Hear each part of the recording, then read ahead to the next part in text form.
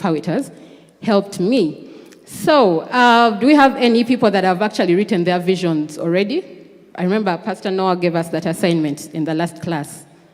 Anyone that has their vision ready? We do? How many of us are excited about our visions? Okay, we have some people that are excited. How many are scared of their vision boards? Great, I see some hands. And how many are both? You're excited, but you're scared to death. Good, I see some hands too. That's exactly what happened to us as well. And that's the beauty. If you feel you're excited, but you're scared at the same time, that is the beauty. And that is the whole point of having a vision board. Because like they always tell us, if your vision is achievable, then you're not dreaming big enough. So as we get into the practical bit, I just want us to know that with a vision board, it's usually three things. You have to first ask, and that is where the vision comes in. That's why they told you, go take some time, think about the vision. Like you begin with the end in mind. What is it that you want to see at the end of everything? And as we work on our vision board, yes, we're going to have the long term and also the medium, or what you could call the short term. So ask, why is it important to ask? Because Steve Harvey wrote that you don't have what you have. Why? Because you don't ask for it. So whatever it is that you want, you need to ask. And also, I believe we are all believers here, and the Bible repeats that, and that when you ask, you will receive. We've read those scriptures, right? We've heard about them before. So a vision board gives you an opportunity to tap into that, to ask, and to ask big, yeah? I was reading in a book, there is a book called Ask Big by Terry Seville Foy, and in the book she shared a story that there was an American who used to come to Africa to help. He came on mission, so they would help people build schools and churches and things like that. So when he went back on one of the summer trips, he met one of the friends, one of the rich friends in the US. So they asked him, oh, what are you up to? And all that. The gentleman shared, oh, I'm in Africa, we are doing all this great work and all that. So this rich friend said, okay, next time you're going back to Africa, please take me along. So they came to Africa, so they sat in the meeting where they had all the people they were helping. So the people used to come, share progress, share their plans, share their goals, and things like that. So while they were sharing, this rich friend wrote something on the paper and gave it to the American who was on mission. The paper had a long word, but it was quite complicated to read. Like, different letters on there, and it was like, what word is that? So this friend tried to read the word, but they couldn't get it. So the rich friend said, I also don't know the word that is on the paper, but I'm bored. Like, what is happening? I'm bored. So this friend who used to come here on mission was like, actually, I'm also bored. I was like, no, I'm not bored by the people you're helping. I'm actually bored by you. How come you're thinking this small? Yeah?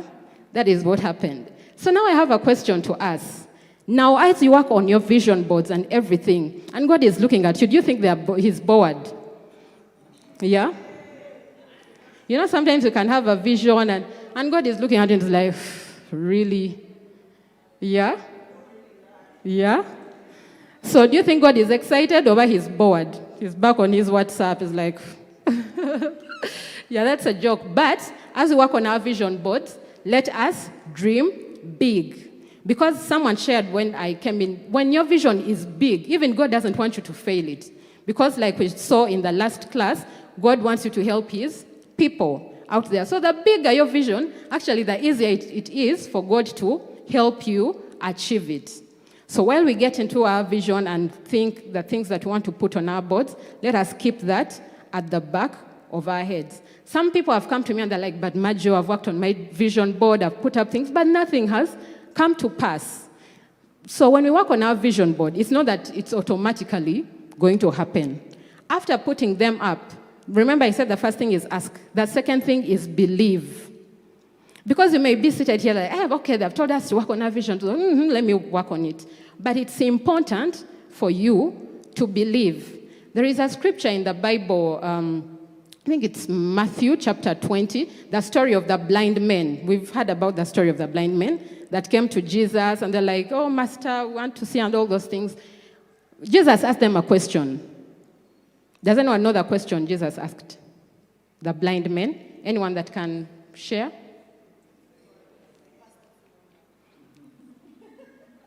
Anyone? Don't worry, it can be paraphrased. I just want us to get what it says. He asked, do you want to see? Okay. Thank you so much. Do you want to see? Anyone else?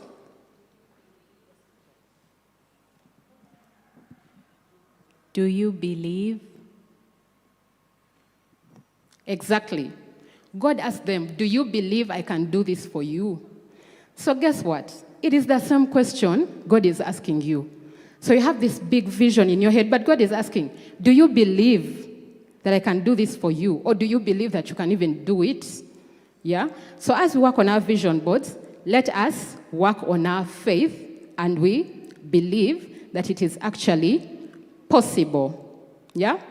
Are we ready to work on our vision boards? Do we believe that God can help us do these things? So it's possible, right? With God. Yeah. Awesome. So we have the vision boards. I don't know how we are going to be able to get them around. Do we have any people with their images already? Some photos? Some people have already. Beautiful. Yeah. So at least, do we have some photos on this table as well? Okay. People have their photos. Great. Great. So like they say, this is a practical session. We are going to be moving around.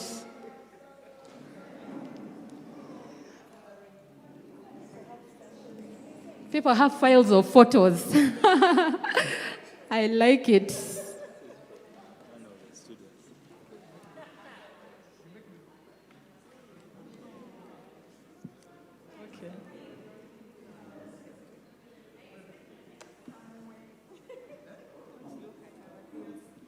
Do we all have our vision boards?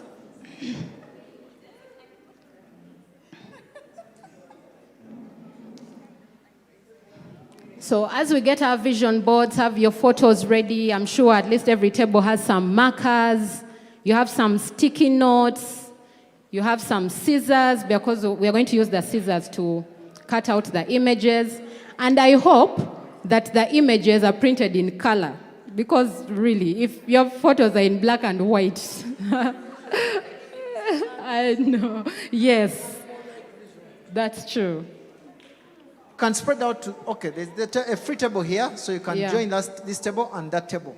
Yes. Just to reduce. Just find space. Yeah. If you feel your table is squeezed up, you can just move to the next table and have it done. So if we have our vision boards, all of us, and I hope we have markers. Do we have markers?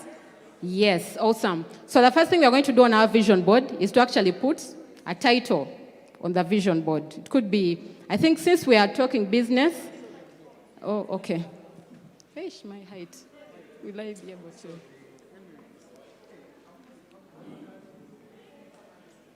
Okay.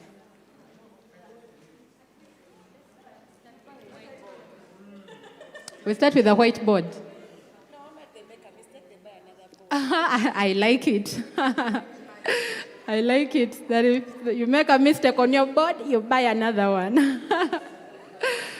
Nice. So you have sticky notes, you have some markers, you have some scissors to help you cut out the photos. Yeah, I think that's okay. The title, it could be your business. Yeah, you can say, for example, if it was Pastor Chris, Doug and Bragan Vision Board, something like that. Yes. So put it up there, the name of your business, Vision Board. We also have ours. Ours has Musichana, Uganda, Vision Board.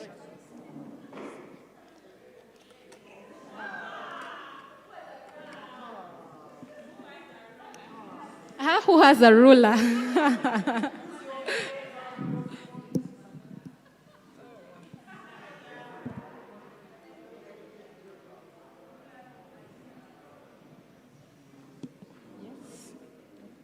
Someone called me?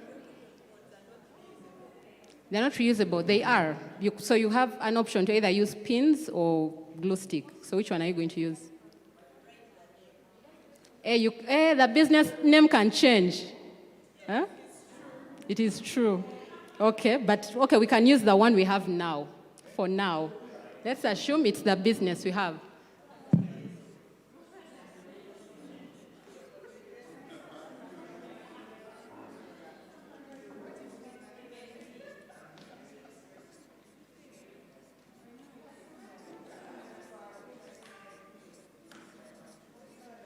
Yes, please.